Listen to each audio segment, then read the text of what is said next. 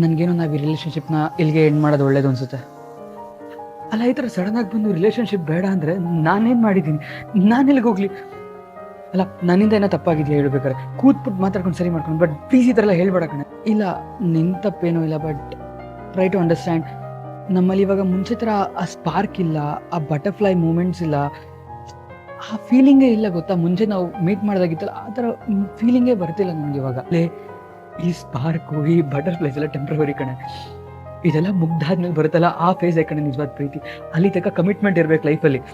ಈ ಕಮಿಟ್ಮೆಂಟ್ ಅಂತ ಹೇಳ್ತಾರಲ್ಲ, ಅದೇ ಕಣೆ ನಿಜವಾದ ಪ್ರೀತಿ. ಈ ಥರ ಬಟರ್ಫ್ಲೈಸು, ಸ್ಪಾರ್ಕ್ ಅಂತ ಹುಡ್ಕೊಂಡ್ರೆ ಇತ್ತೀಚೆಗೆ ನಮ್ಮಪ್ಪ ನಿಮ್ಮಪ್ಪ ಮೇಲೆ 100,000-150,000 ಮದುವೆ ಆಗಬೇಕಾಗಿತ್ತು. ಈ ಸ್ಟೇಜಸ್ನೆಲ್ಲ ದಾಟ್ಕೊಂಡು ಮುಂದೆ ಹೋಗ್ಬೇಕು ನಾವು. ದಯವಿಟ್ಟು ಅರ್ಥ ಮಾಡ್ಕೊ ಪ್ಲೀಸ್.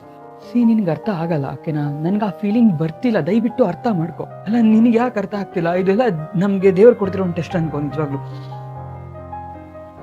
ಪ್ಲೀಸ್ ನನ್ನನ್ನು ಫೋರ್ಸ್ ಮಾಡಬೇಡ ಆಯ್ತಾ? ಪ್ಲೀಸ್ ಅರ್ಥ ಮಾಡ್ಕೊ. ಇಲ್ಲಿಗೆ ಎಂಡ್ ಮಾಡೋಣ. ಬಾಯ್.